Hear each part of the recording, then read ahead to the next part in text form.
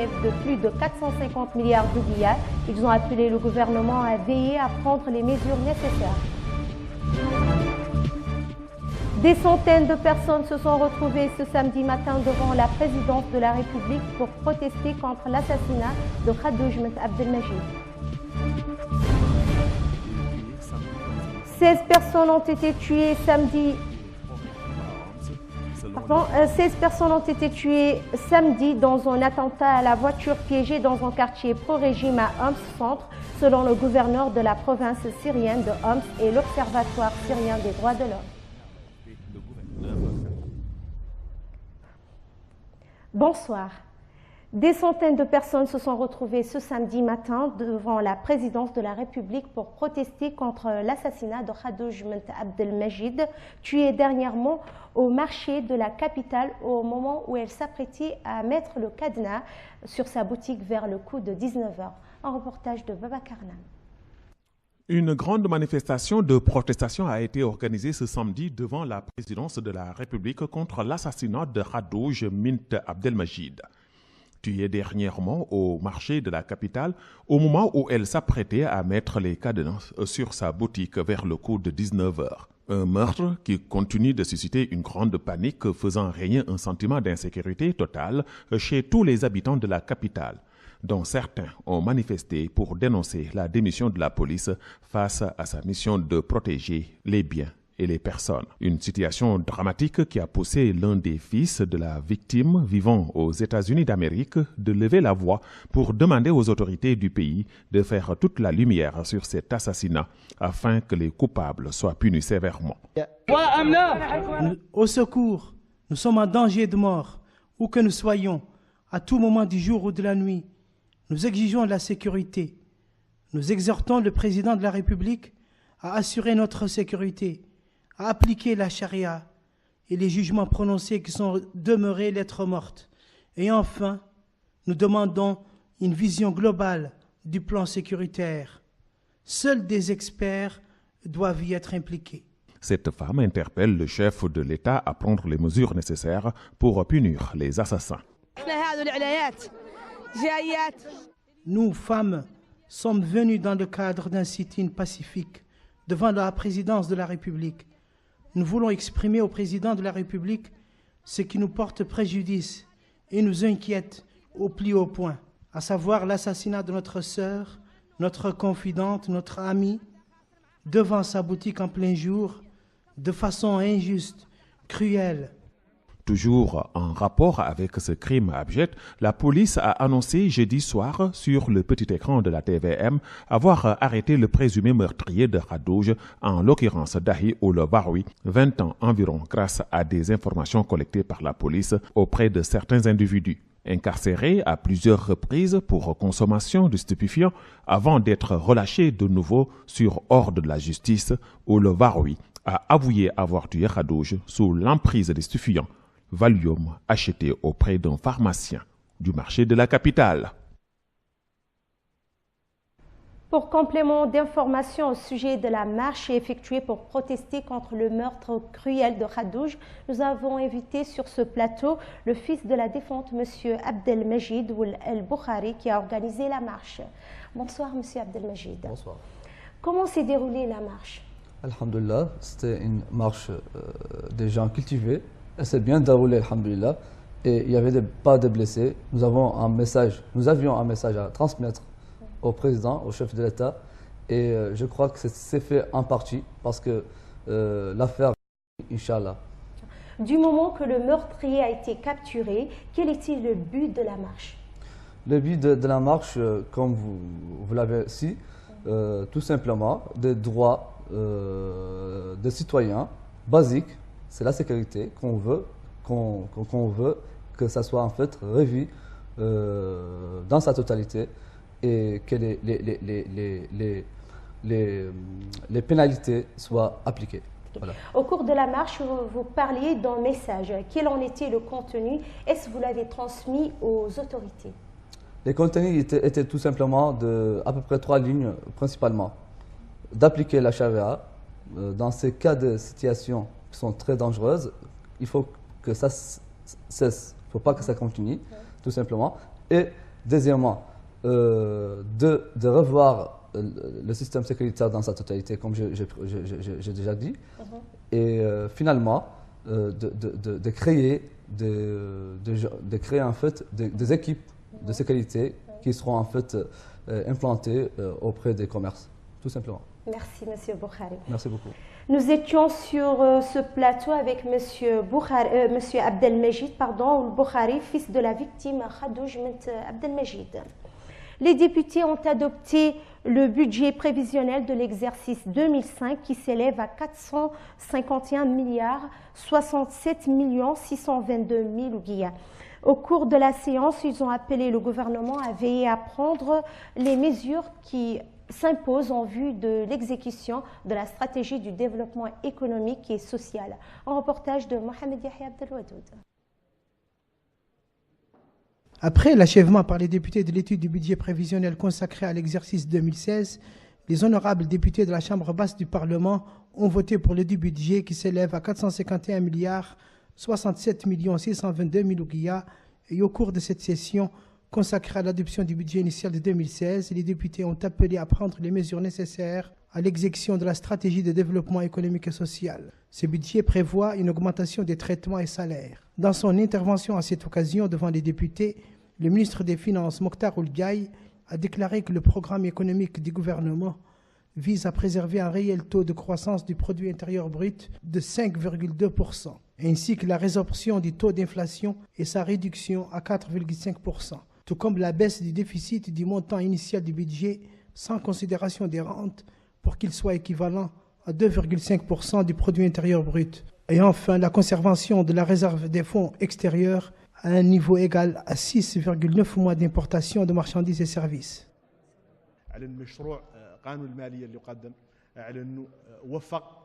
Ce budget se caractérise par la possibilité de mettre à disposition le nécessaire pour réaliser les objectifs visés conformément à nos capacités l'année prochaine. Comme l'a signalé le rapport de la Commission des finances de l'Assemblée nationale, la conjoncture internationale au cours de laquelle le budget de 2015 a été revu et le budget de 2016 mis au point était bien difficile.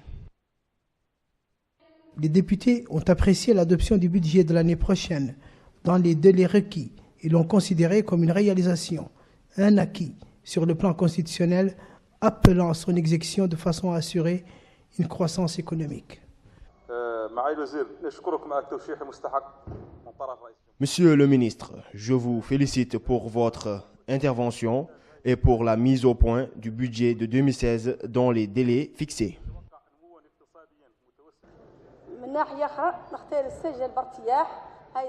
Nous enregistrons avec satisfaction l'augmentation notaire du budget de 2016 par rapport à celui de 2015. En revanche, les députés Tawassul, pour leur part, ont appelé à adopter des lois relatives aux modalités d'appurement du budget de l'année prochaine en vue de réaliser un développement équilibré, les prix du carburant et leur remise au niveau des pays de la sous-région. Tout d'abord, je voudrais réitérer la demande d'adopter le budget des résultats au lieu de celui des moyens, désormais importants et qui ne peuvent être contrôlés de façon efficace.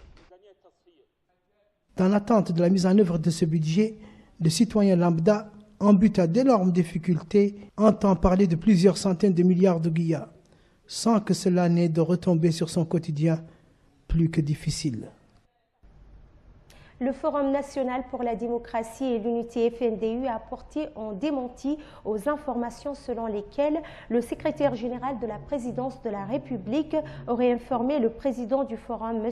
Ahmed Salem Ould Bouhbeini, du refus du gouvernement de répondre par écrit aux documents des préliminaires au dialogue remis depuis quelques mois par le Forum aux autorités publiques.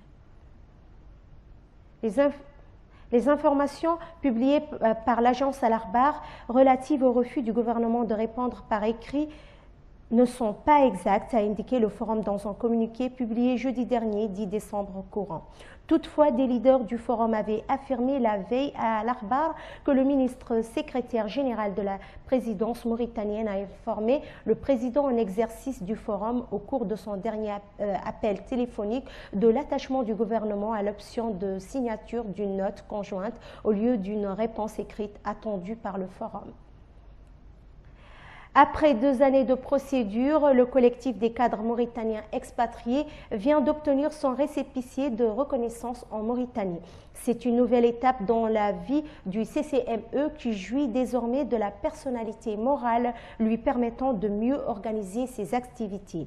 Créé en 2006 par des cadres mauritaniens expatriés, le CCME a tenu son assemblée générale constitutive à Nouakchott en décembre 2013. Le CCME compte à son actif la production de notes sur des sujets variés comme les risques d'inondation à Nouakchott, l'esclavage et ses séquelles, la cohabitation nationale ou encore la question de la gouvernance en Mauritanie. Des copies ont été remises à l'État mauritanien par l'exploitation. Le CCME a enfin aidé à mobiliser les financements, plus de 53 millions d'ouguiya pour la réhabilitation de l'école 1 de Rosso, livrée à la commune de cette ville le 27 novembre 2014. La capitale va être divisée en 3 secteurs dont la sécurité sera confiée à la gendarmerie, à la garde et à la police. Une disposition qui fait partie des nouvelles mesures adoptées par le gouvernement afin de lutter contre l'insécurité dans la capitale. Elle a été annoncée jeudi par le ministre de la Communication et des Relations avec le Parlement, porte-parole du gouvernement Mohamed Lamine Ould Cheikh, lors d'une conférence de presse. Le ministre, évoquant les derniers événements intervenus au niveau de la capitale, a affirmé que ceux-ci pouvaient arriver n'importe où dans le monde.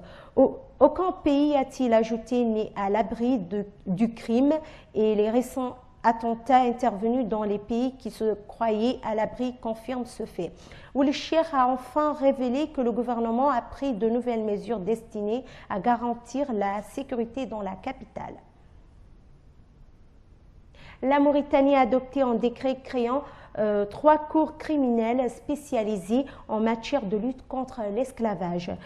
A-t-on appris vendredi de sources officielles, 4 mois après le vote d'une nouvelle loi durcissant la répression de cette pratique et doublant les peines prévues contre ses auteurs. Ce décret fixant les sièges et ressorts territoriaux des cours criminels spécialisés en matière de lutte contre l'esclavage, institué par la loi votée en août dernier, a été validé par le Conseil des ministres réunis dernier. Ces cours siégeront à Nouakchott, Nema, sud-est et Nouadhibou, extrême nord-ouest. Chacune ayant compétence pour les régions voisines, les magistrats membres de ces institutions régies par le Code de procédure pénale mauritanien seront nommés dans les prochaines semaines par le Haut Conseil de la magistrature, a expliqué le ministre de la Justice, M. Brahim Ould Dadda. L'actualité internationale en bref et en images avec Baba Karnam.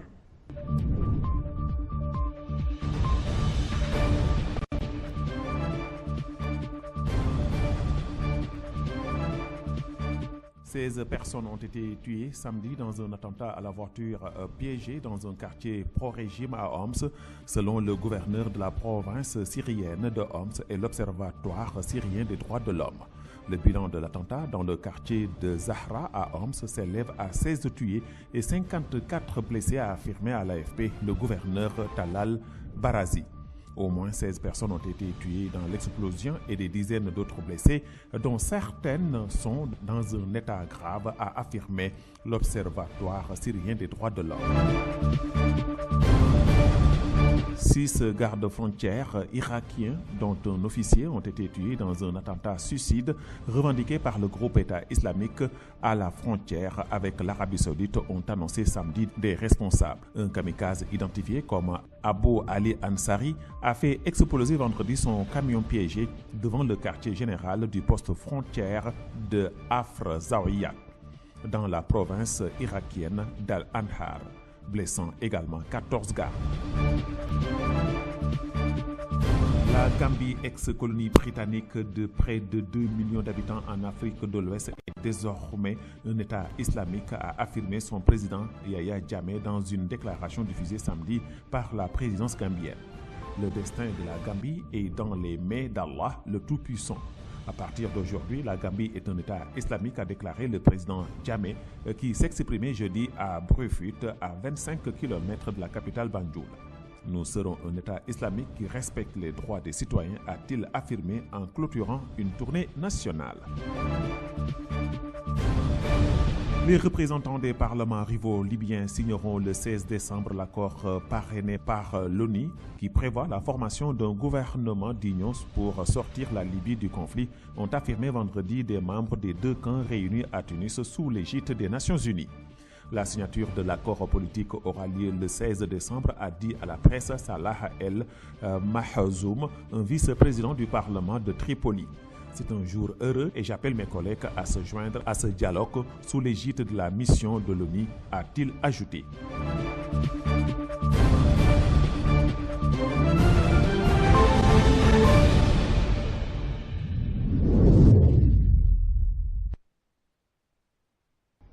Le rappel des titres.